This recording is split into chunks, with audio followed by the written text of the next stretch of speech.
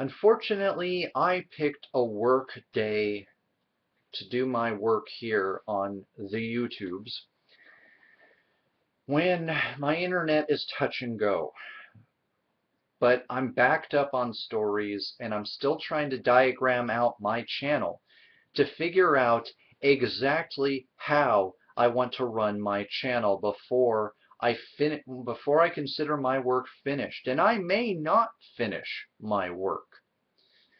But one thing I'm adding to my list is thanks to a good friend of mine, and I don't try to give people undue attention, and I don't like to give people's names or usernames if I feel that it might be detrimental to them.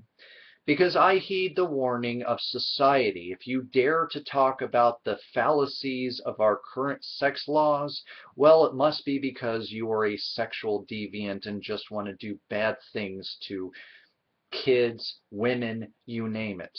Which isn't true, by the way, but it's what people like to tell themselves so that their ignorance and in some cases bigotry towards a subject they know nearly nothing about is completely and utterly justified.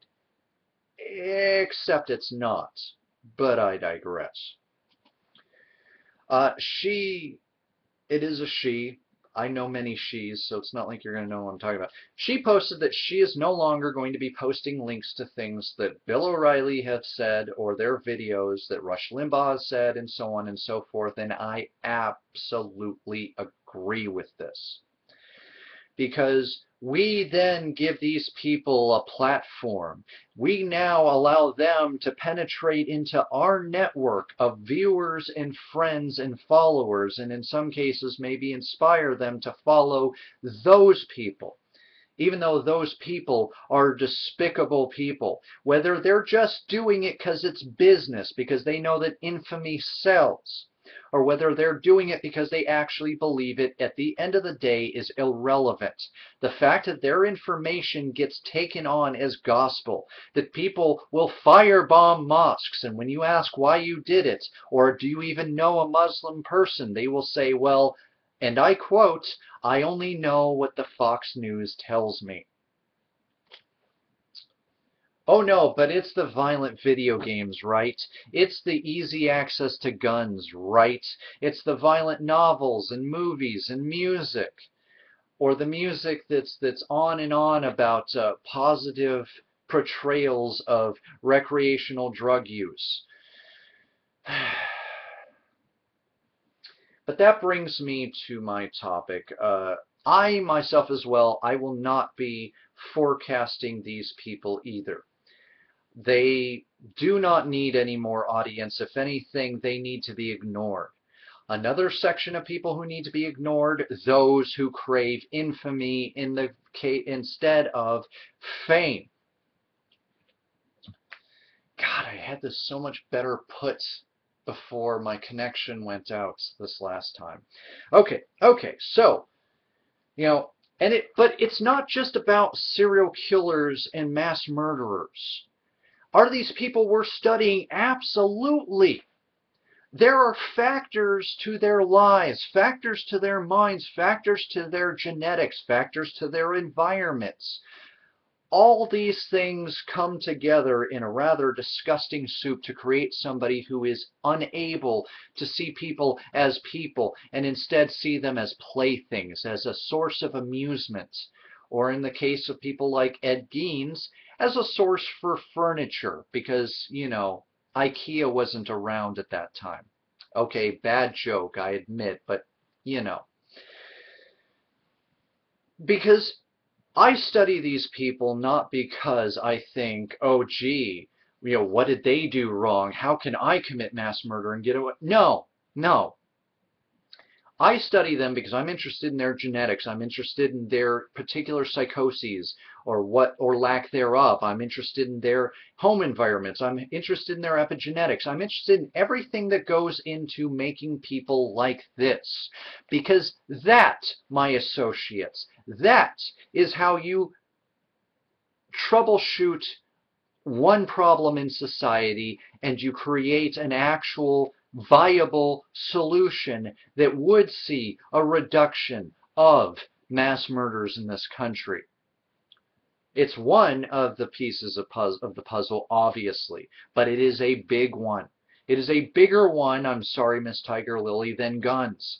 It is a bigger one than, I'm sorry, Congress, violent video games, and so on and so forth. Because knowing these things, I can then present material for the future society out there to then take on to solve future society's problems. This current society is not willing to fix the actual problems that are up in front of us. They're not even willing to look at the data. And that's pathetic, to say the least. But I digress. So where am I going with all this, though? Because for me, it's not just the serial killers. It is the double-edged sword that is reality TV.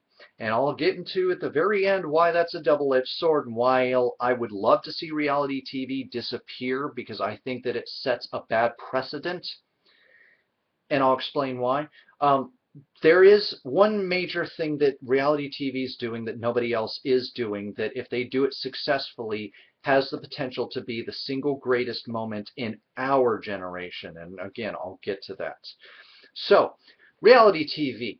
They see somebody like Honey Boo Boo. They see somebody like the Jersey Shores. They see people who are abhorrent in many cases. And no, I am not going to apologize for that, because Honey Boo Boo is going to come up in my talks tonight as well. You and me, Honey Boo Boo, we got unfinished business, because I am extremely mad about this stuff. But they see that and they say, why? Why are they so important? Why do they get a TV show? Why do they have cameras following them? What makes them better than me? This reality TV thing was supposed to be about me on TV, but there are no me's on TV. Why are they so deserving and I'm not? And then it becomes, well, if I can't get on reality TV, then maybe I can get on every channel, on every news network, get into the history books, and never be forgotten. Can you say 20 years from now, most of us are going to remember Honey Boo Boo?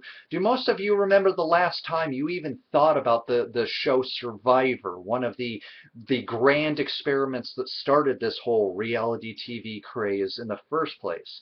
No, you don't. Can most of you name the original cast of the original Big Brother? I doubt it. I seriously doubt it.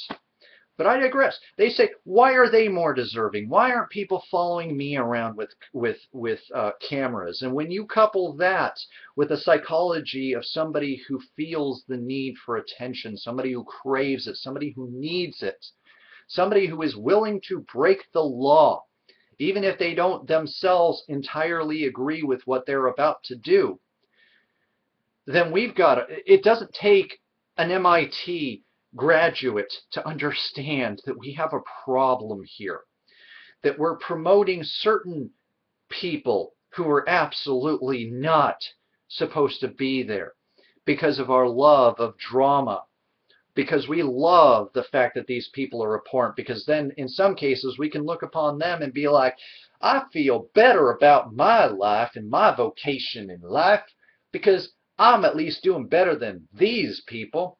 Yeah, except for you don't have the money, you don't have the fame, and nobody knows who you are or cares about your signature unless it's on legal documents and things of that nature here. I think reality TV, for the most part, needs to go. But there is a reality TV program that literally wants to set up a colony on Mars.